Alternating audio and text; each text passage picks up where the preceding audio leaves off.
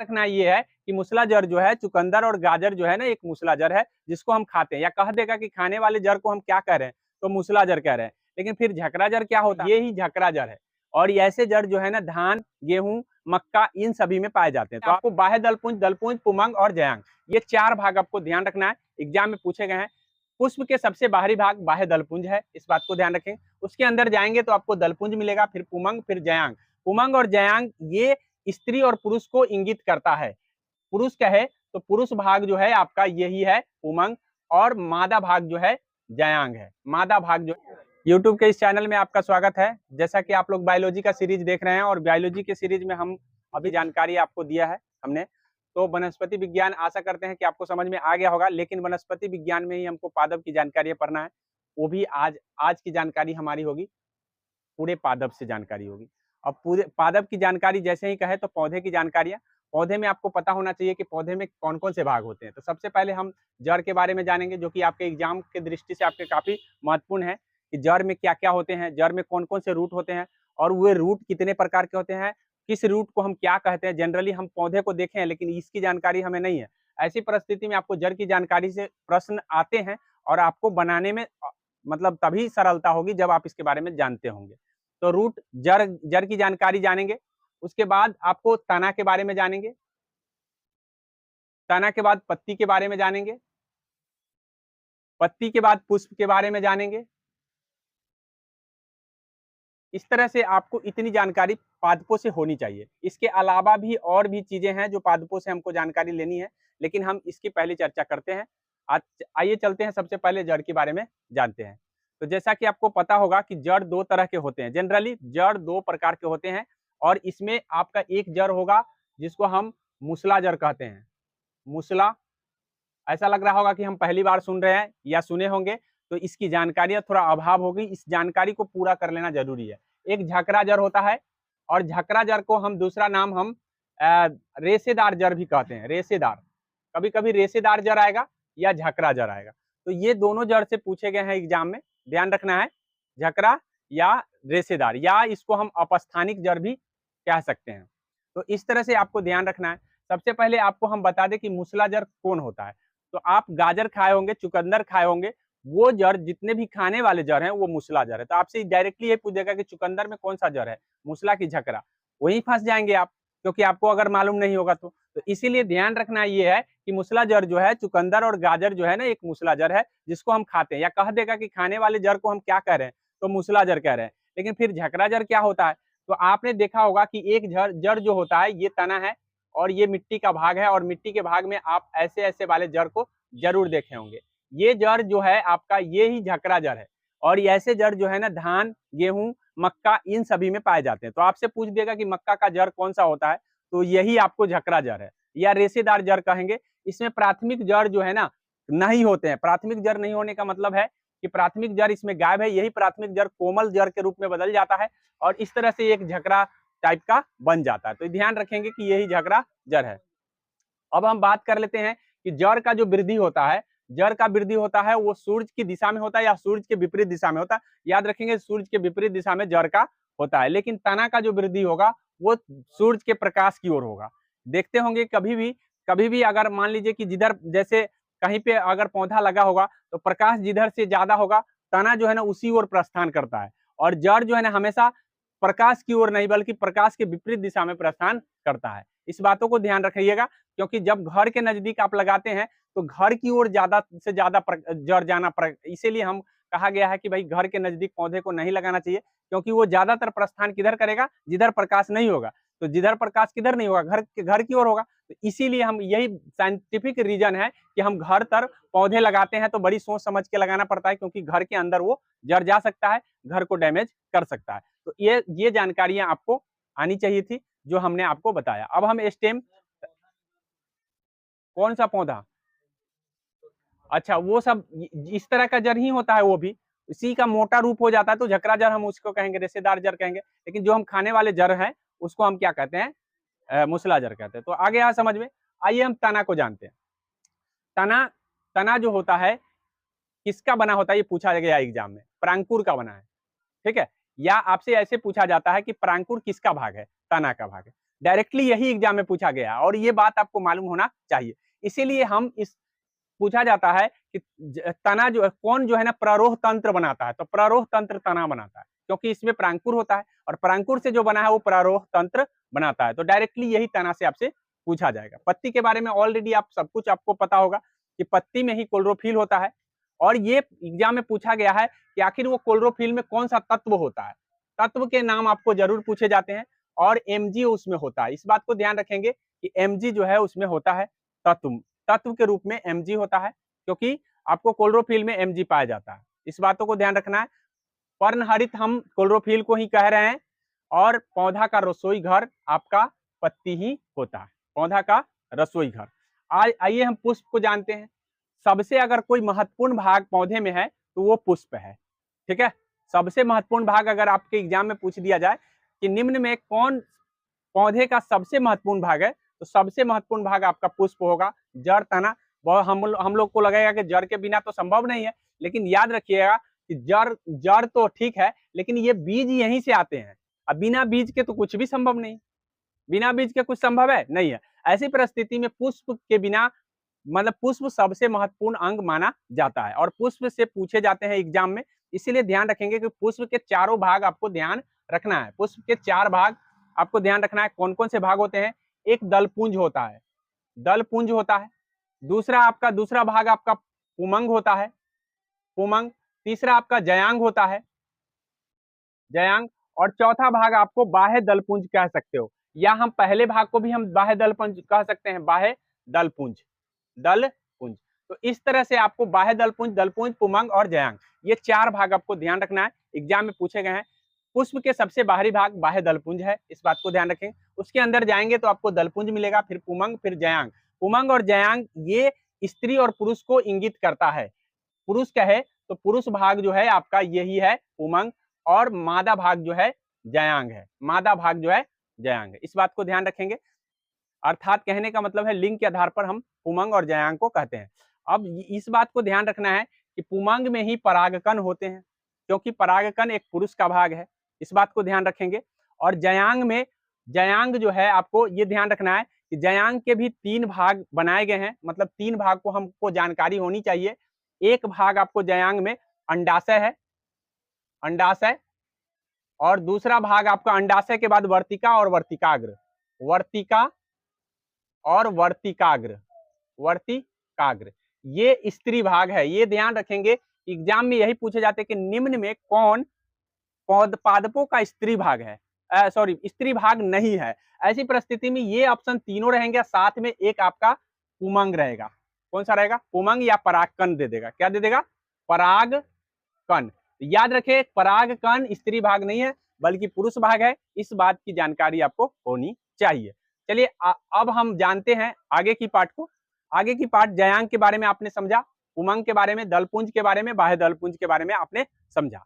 बाह्य दलपुंज जो होता है यह दलपुंज के ऊपर का भाग है, जैसा कि हम पहले भी बता चुके हैं कि सबसे ऊपर आपका बाह्य दलपुंज, उसके नीचे आपका दलपुंज होता है। और पुष्प के डंठल में बाह्य दलपुंज पाया जाता है। डंठल जो होता है वो बाह्य दलपुंज का ही होता है। परागकण की बात कर लेते हैं, परागन की बात कर लेते हैं थोड़ा, कि परागन क्या होता है। परागन, परागन जो है ना, इसी को हम पोलिनेशन भी बोलते हैं अंग्रेजी में। अब ये पोलिनेशन जो होता है एक प्रोसेस है, पोलिनेशन एक प्रोसेस है। कौन सी प्रोसेस है?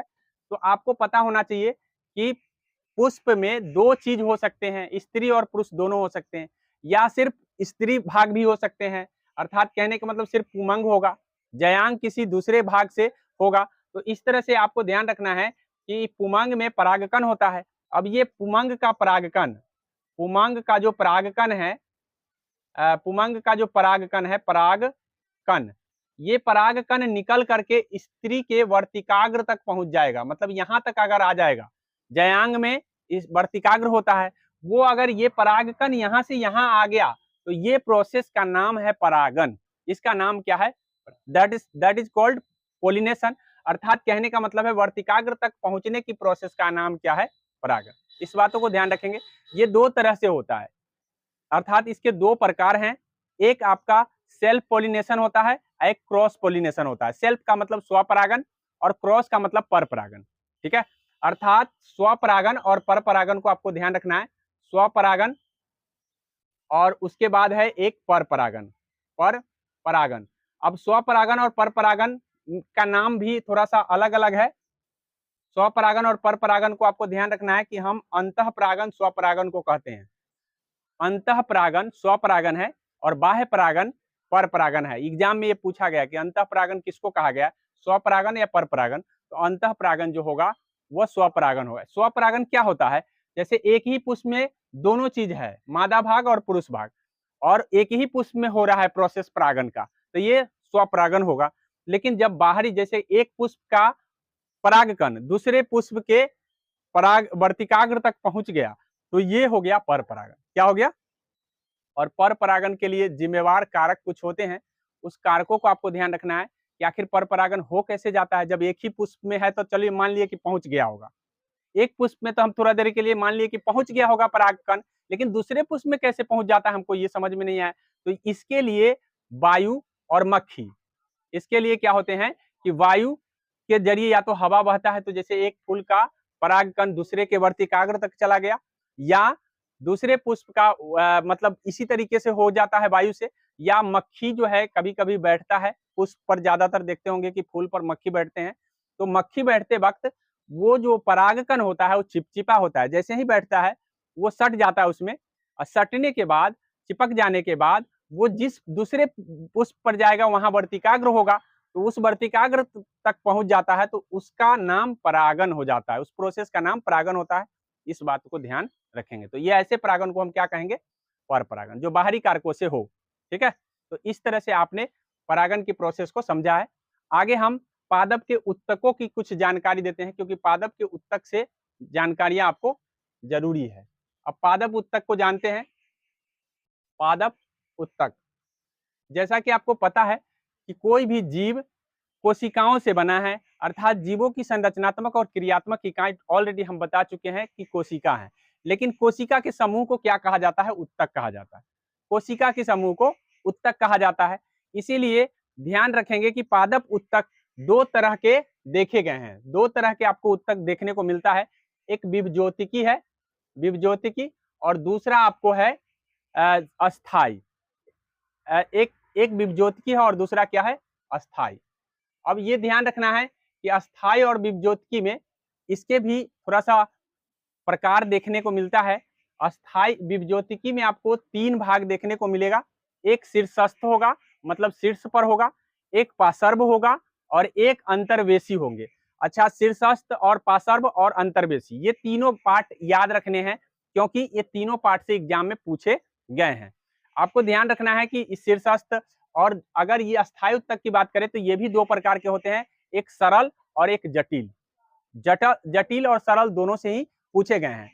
तो आप इस तरह से जटिल उत्तक के भी कई प्रकार, सरल उत्तक के भी कई प्रकार होते हैं, जिसमें मृदुतक हो गया, उसके बाद आपको मृदुतक के बाद होता है स्थूल कोण उत्तक हो गया, दृढ़ उत्तक हो गया। अच्छा, अब इसको अंग्रेजी में लेकिन पूछा जाता है पेरेनकाइमा, कोलेडेनकाइमा, स्क्लेरेनकाइमा।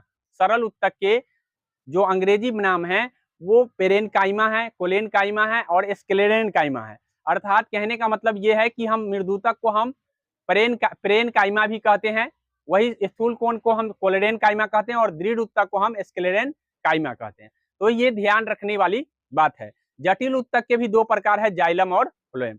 तो आपसे डायरेक्टली यही पूछेगा कि पादप का कौन सा भाग जटिल उत्तक, मतलब जटिल उत्तक है, वहां ऑप्शन में जाइलम और फ्लोएम रहेंगे, तो दोनों ही टिक करना है। ठीक है, ये डायरेक्टली अंदर जाकर के ऐसे पूछेगा कि भाई बताइए कि पादप का कौन सा भाग जटिल उत्तक है, तो वहां पेरेनकाइमा, कोलेरेनकाइमा, स्क्लेरेनकाइमा, फ्लोएम ऐसे ऑप्शन आएंगे। तो ये ध्यान रखना है कि ये जाइलम और फ्लोएम एक जटिल उत्तक के अंतर्गत आते हैं, वही आपका सरल उत्तक के अंतर्गत कोलोडेन, पेरेन और स्क्लेरेन, ये तीनों ही आपको सरल उत्तक के अंतर्गत आते हैं। लेकिन ये याद रखना है कि कभी कभी परमानेंट और नॉन परमानेंट की बात कर लेगा, अर्थात परमानेंट उत्तक कौन है, अस्थायी उत्तक। तो अस्थायी उत्तक में सरल और जटिल दो पढ़े हैं, तो सरल में कौन आ रहा है, स्क्लेरेनकाइमा, पेरेनकाइमा, कोलेडेनकाइमा, ये सारे चीज हमने सरल उत्तक में पढ़ा है, तो वो सब अस्थायी उत्तक का ही एक पार्ट है, बल्कि विभज्योतिकी के पार्ट नहीं है। विभज्योतिकी के तीन ही पार्ट है, विभज्योतिकी में आपको शीर्षस्थ, पार्श्व और अंतर्वेशी देखने को मिलता है। तो ये सारी जानकारियां आपको बेसिक रूप से ये जानकारी मालूम होना चाहिए, क्योंकि इसी से क्वेश्चन बन सकते हैं एग्जाम में। इसलिए हमारा बायोलॉजी का एक भी प्रश्न गलती ना हो, इसलिए बेसिकली जानना बहुत जरूरी होता है। और याद रखेंगे कि साइंस और मैथ और रीजनिंग यही तीनों स्कोरर विषय होता है किसी भी स्टूडेंट के लिए, क्योंकि स्टूडेंट सुनिश्चित होता है कि हमको हमारा साइंस से प्रश्न गलती नहीं होंगे, हमारा रीजनिंग से प्रश्न गलती नहीं होंगे, हमारा मैथ से प्रश्न गलती नहीं होंगे, जो भी बनाएंगे एक्यूरेट मतलब एक्यूरेसी के साथ बनाएंगे। ये चीज साइंस का होता है, क्योंकि साइंस में यदि आपको समझ में आ गया तो 100% है कि वो सही होगा, अगर समझ में नहीं आया तो वो गलत ही होगा, ये ध्यान रखेंगे। और जीके जीएस का पार्ट जो है वो आता है, लेकिन ध्यान रखेंगे उसके लिए आपको गहन अध्ययन जरूरी होता है। इसीलिए एक पार्ट अगर हमारा क्लियर नहीं है फिर भी हम रिजल्ट ला सकते हैं, सिर्फ और सिर्फ साइंस, जीके और मैथ से। इसलिए ध्यान रखें, मैथ साइंस को कम नहीं आंकना चाहिए किसी भी विद्यार्थी को। अब हम उत्तक की बात करेंगे तो कोशिका के समूह को उत्तक कहा गया है, ऐसी बात हम पहले भी आपको बता चुके हैं, जिसमें से एक अस्थाई और एक विभज्योतिकी उत्तक की चर्चा हमने किया है। विभज्योतिकी उत्तक जो है से क्या क्या प्रश्न बन सकते हैं उसकी बात हम बता रहे हैं। इसमें पौधे का मतलब इससे जो है ना पौधे का अंग बनता है, मतलब जो भी पौधा का अंग होता है ये इसी से शुरुआत होती है, कोई भी पौधा का। यह विभिन्न आकारों के हो सकते हैं, और जैसे कि गोल या अंडाकार। शीर्षस्थ उत्तक ये विभज्योतिकी में हो गया।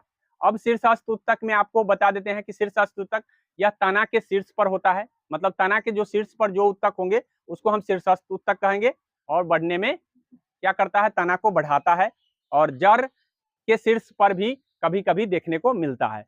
तो ध्यान रखेंगे तना और जड़ पर दोनों जगह शीर्षस्थ उत्तक आपको देखने को मिलेगा। लेकिन याद रखेंगे कि ये पूछा गया है एग्जाम में कि मोटाई के लिए कौन सा उत्तक जिम्मेवार है, मतलब मोटा करने के लिए कौन, तो उसी को हम पार्श्व उत्तक के नाम से जानते हैं।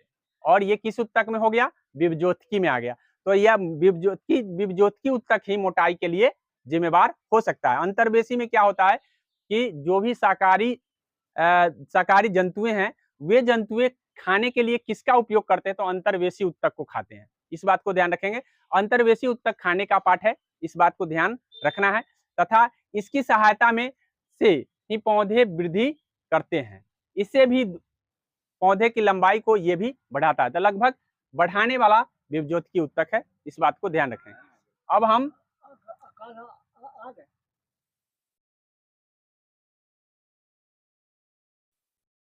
चलिए, तो कहने का अर्थ ये है कि अस्थायी उत्तक को आपने समझा और अंतर्वेशी उत्तक को। लेकिन अस्थायी उत्तक में सरल और जटिलता के बारे में हम आपको बताते हैं कि सरल और जटिल उत्तक।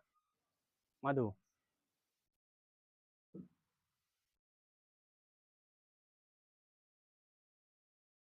चलिए, तो कहने का अर्थ ये है कि अस्थायी उत्तक एक परिपक्व उत्तक है, नामे से पता चलता है कि यह परिपक्व उत्तक है और इसमें विभाजन की क्षमता नहीं होती है। विभज्योतक में विभाजन की क्षमता होती है, यहाँ विभाजन की क्षमता नहीं है, अर्थात विभाजन यहाँ नहीं होता है। ये कोशिका मृत या जीवित दोनों प्रकार के हो सकते हैं। तो आपसे पूछा जा सकता है कि किसमें मृत या जीवित दोनों कोशिका होते हैं, तो सरल अस्थायी उत्तक में। सरल अस्थायी उत्तक की बात कर लेते हैं तो यह एक ही प्रकार की कोशिका का बना होता है, इस बात को ध्यान रखेंगे कि सरल अस्थायी उत्तक एक प्रकार की कोशिका का बना है। जटिल अस्थायी उत्तक एक से अधिक प्रकार की कोशिका का बना होता है, इस बात को ध्यान रखेंगे कि एक से अधिक यहाँ होता है। जैसे कि जाइलम और फ्लोएम, जाइलम और फ्लोएम एक कोशिका नहीं कई कोशिकाओं से बना है। जाइलम का काम आपको पता ही होगा कि जल को और खनिज लवण को ऊपर ले जाना, वही फ्लोएम का काम आपका क्या है कि भोजन को नीचे की ओर लाना, भोजन को नीचे की ओर लाना फ्लोएम, और जाइलम का काम जल से खनिज लवण और जल को ऊपर की ओर ले जाना। ये ध्यान रखेंगे कि ये दोनों ही संवहन उत्तक का कार्य करता है। संवहन उत्तक में जाइलम और फ्लोएम दोनों ही आते हैं। उसके बाद आपको ध्यान रखना है कि एक प्रोसेस है जिसको हम प्रकाश संश्लेषण कहते हैं। प्रकाश संश्लेषण, प्रकाश संश्लेषण जो है ये ध्यान रखना है कि ये पादपों में होता है, और इसमें कार्बन डाइऑक्साइड की मात्रा आपसे पूछा जा सकता है कि कितने कार्बन डाइऑक्साइड होते हैं, तो 6 CO2 होता है प्लस 12 गो जल अणु होता है। और इससे क्या होता है कि जब यहाँ पादपों में क्लोरोफिल हो और सूर्य का प्रकाश हो, तो ऐसी परिस्थिति में रिएक्शन हो जाता है, और रिएक्शन होने के बाद आपको ग्लूकोज देखने को मिलता है, ग्लूकोज होगा और प्लस जल का निर्माण हो जाता है। इस बात को ध्यान रखेंगे।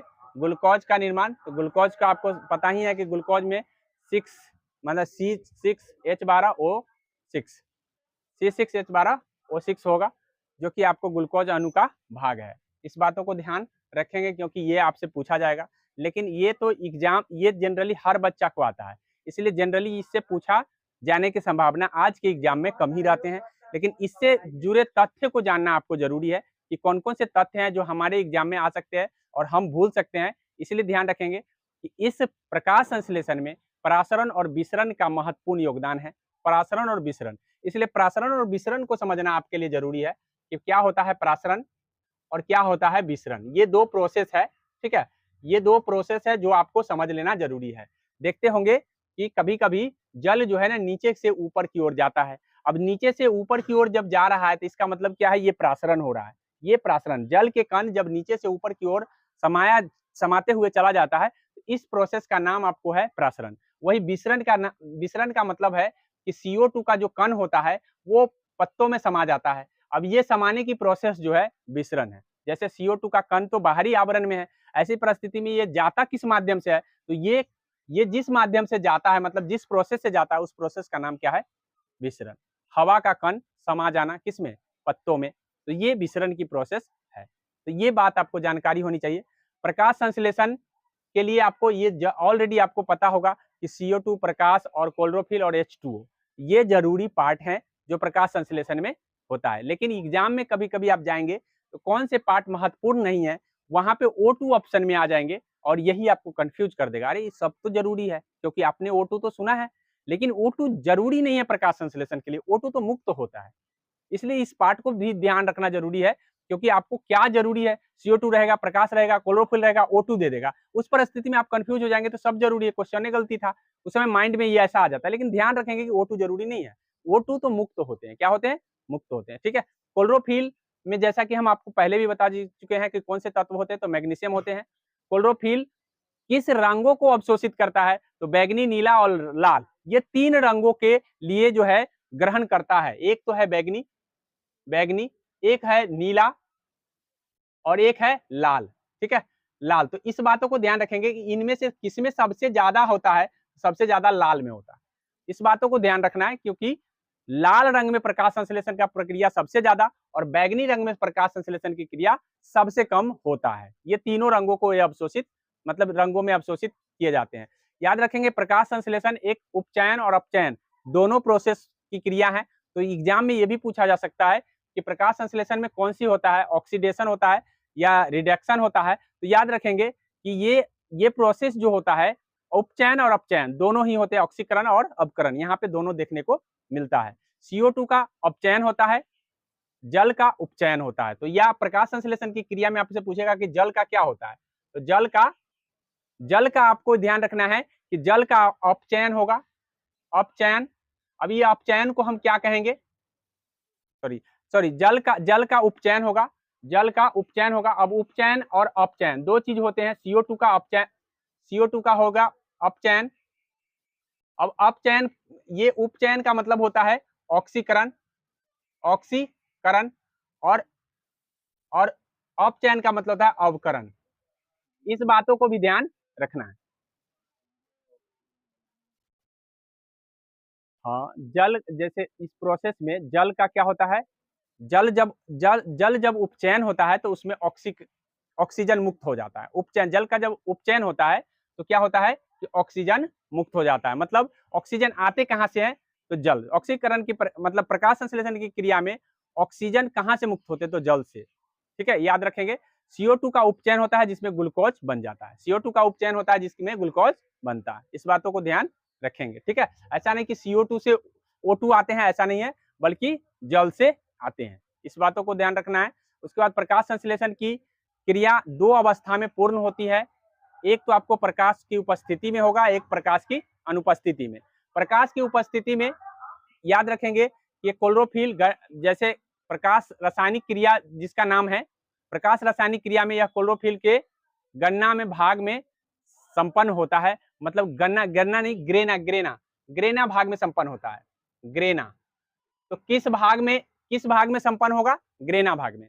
ठीक है, इस बातों को ध्यान रखना है कि ग्रेना भाग में आपको प्रकाश रासायनिक क्रिया संपन्न होती है और इसमें जो है एटीपी का निर्माण होगा और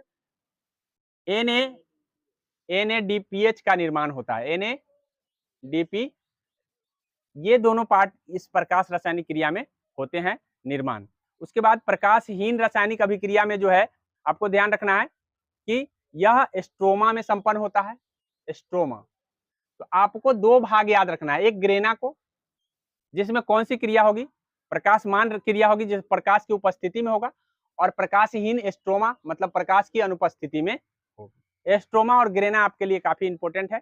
आगे हम पादपों की हार्मोन की चर्चा अगले दिन करेंगे क्योंकि वीडियो का लेंथ लंबा हो जाएगा, इसीलिए छोटा-छोटा वीडियो में आपको रिवाइज करने में आसानी होगी। तो वीडियो अच्छा लगे तो लाइक और सब्सक्राइब जरूर करें और इसको आगे बढ़ाने का प्रयास करें।